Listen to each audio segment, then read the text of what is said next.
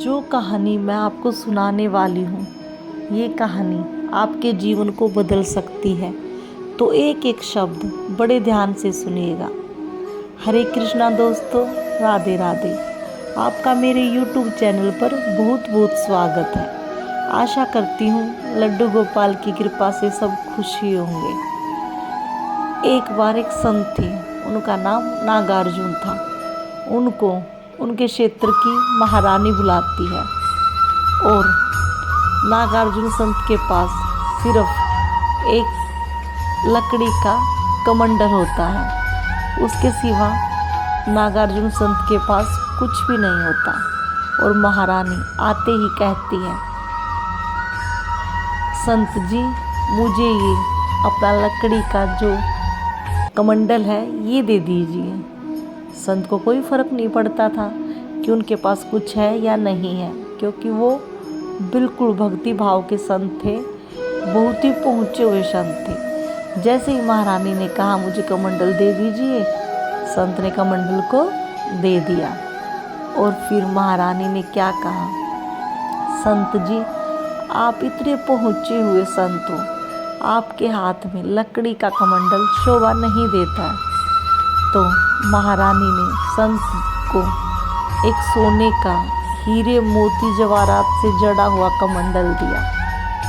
और कमंडल लेने के बाद नागार्जुन जी चल पड़ते हैं। और जैसे ही वो महल से निकलते हैं अपने घर की ओर, नागार्जुन संत का घर जंगल से होते हुए बाहर की ओर था। जैसे ही जंगल से गुजरते हैं, उनके पीछे पीछे एक चोर चल देता है।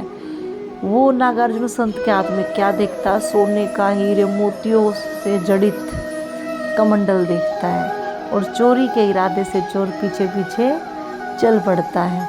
अब नागार्जुन संत तो बहुत ही पहुँचे हुए संत थे।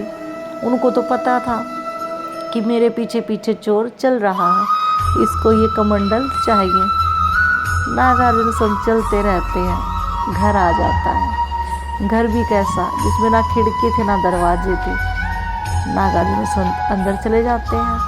अब चोर इंतजार कर रहा था खड़े खड़े खिड़की में बाहर की ओर कि कब ये संत सोए और कब मैं ये कमंडल लेकर भाग जाऊं, कब मैं चोरी करूं। नागार्जुन संत को सब बातें पता थी। नागार्जुन संत ने क्या सोचा कि इसको चोरी का पाप लगेगा, मुझे इस चीज़ की कमंडल की आवश्यकता नहीं है, तो मैं ऐसा करता हूँ, ये इस चोर को दे ही देता हूँ, कम से कम इसे तो चोरी का पाप नहीं लगेगा। तो नागार्जुन संत ये सोचकर कमंडल को बाहर फेंक देते हैं। कमंडल जैसे ही बाहर जाता है, चोर भागकर सोने के कमंडल को उठाता है और सोचता है, ऐसा ही संत के पास और क्या है जो उसने इतने कीमती सोने के कमंडल को फेंक दिया, जिसमें हीरे मोती जवाहरात जड़े हुए हैं। ये सोचकर चोर ने सोचा, मैं अंदर जाता हूँ और संत जी का धन्यवाद करता हूँ कि इन्होंने कमंडल फेंक दिया और मुझे मिल गया। अब चोर डर नहीं रहा था, क्योंकि उसने चोरी नहीं की थी, उनको तो कमंडल मिला था, संत जी ने खुद फेंका था। तो ये सोचकर इस इरादे से कि मैं धन्यवाद बोल कर आऊँगा, चोर अंदर की ओर जाता है और नागार्जुन संत को कहता है, संत जी धन्यवाद, आपने मुझे ये कमंडल दिया, आपने बाहर फेंक दिया, मैंने उठा लिया, लेकिन मैं आपसे एक बात पूछना चाहता हूँ कि ऐसा आपके पास क्या है जो आपने सोने के कमंडल को फेंक दिया। नागार्जुन संत ने मुस्कुराते हुए कहा, मेरे पास तो कुछ भी नहीं है, लेकिन मैंने सोचा आपको पाप लगेगा चोरी का, और मेरे को इसकी आवश्यकता नहीं थी। और सच बताऊं, मैंने आपको अंदर बुलाने के लिए इसको बाहर फेंका था। मतलब क्या था कि इंसान को अपने अंदर देखने के लिए कुछ फेंकने की आवश्यकता होती है, तब वो खुद को महसूस कर सकता है।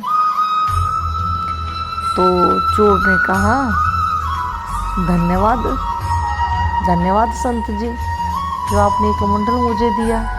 मैं सच बताऊं, मैं बनना तो आपके जैसा चाहता हूँ, लेकिन मैं 7 जन्म में भी, सदियों में भी आपके जैसा नहीं बन सकता।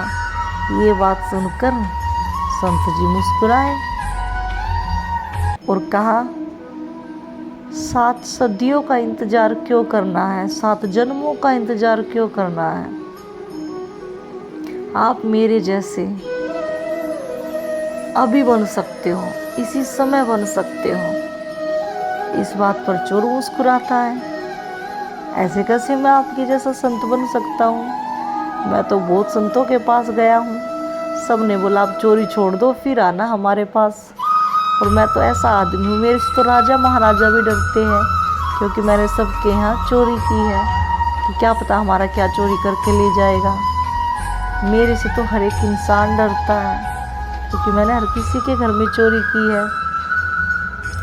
फिर भी संत नागार्जुन जी मुस्कुराते हैं और कहते हैं, मैं आपको एक छोटा सा काम दूंगा, आपको वो प्रतिदिन करना है तो आप मेरे जैसे बन जाओगे। मुझे कोई फ़र्क नहीं पड़ता आप चोरी करते हो नहीं करते हो, मुझे कोई फ़र्क नहीं पड़ता। मुझे इस चीज़ से कोई लेना देना नहीं है कि आप क्या करते हो,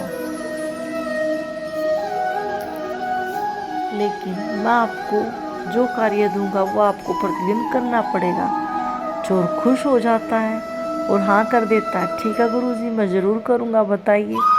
नागार्जुन संत कहते हैं कि आप जब सांस छोड़ोगे तो आप महसूस करोगे, जब आप सांस लोगे तो भी आप महसूस करना कि आप सांस छोड़ रहे हो, आप सांस ले रहे हो।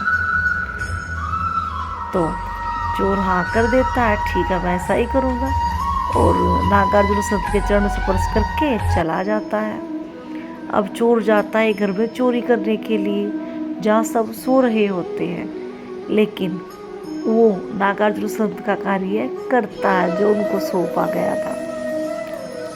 तो जैसे ही वो देखता घर में सब सो रहे हैं और तिजोरी खुली पड़ी है, तिजोरी में पैसे, हीरे, मोती, सोना सब रखा है, लेकिन चोर जो कार्य कर रहा था, सांस छोड़ रहा था तो महसूस कर रहा था, सांस ले रहा था तो महसूस कर रहा था।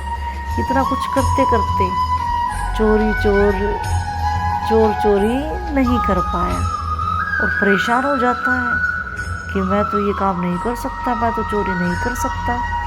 तो चोर सीधे नागार्जुन संत के पास जाता है और कहता है कि गुरुदेव मैं तो चोरी नहीं कर सकता हूँ। इतना कहते ही नागार्जुन संत मुस्कुराते हैं, क्योंकि जो इंसान परमात्मा को महसूस कर रहा है, सांस छोड़ते टाइम महसूस कर रहा है, लेते टाइम महसूस कर रहा है, तो वो इंसान कभी भी गलत नहीं कर सकता। नागार्जुन संत को ये बात पता थी। भक्तों, जिस भी दिन आप परमात्मा का नाम लेना शुरू कर देते हैं, उस दिन से आप कोई भी गलत कार्य नहीं कर पाएंगे। मैं आपको एक बात बताऊं, जब भी आप प्रभु का नाम लेते हो ना, तो बहुत सारी ऐसी नकारात्मक शक्तियाँ होती है, ऐसी नकारात्मक ऊर्जा होती है जो आपको अपनी तरफ आकर्षित करेगी, आपको खींचेंगी, आपको अच्छा करने से रोकेंगी।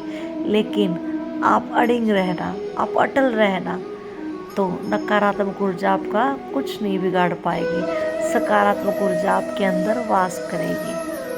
आप यकीन मानो, नकारात्मक ऊर्जा बिल्कुल ख़त्म हो जाएगी और सकारात्मक ऊर्जा आपके अंदर प्रवेश करेगी।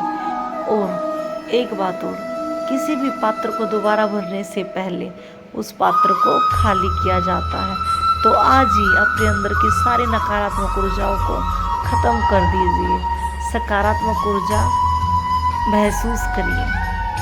अगर आपको वीडियो अच्छा लगा हो तो वीडियो को लाइक और कमेंट में राधे राधे ज़रूर करना। मिलते हैं अगली वीडियो में, तब तक के लिए राधे राधे, जय श्री कृष्ण।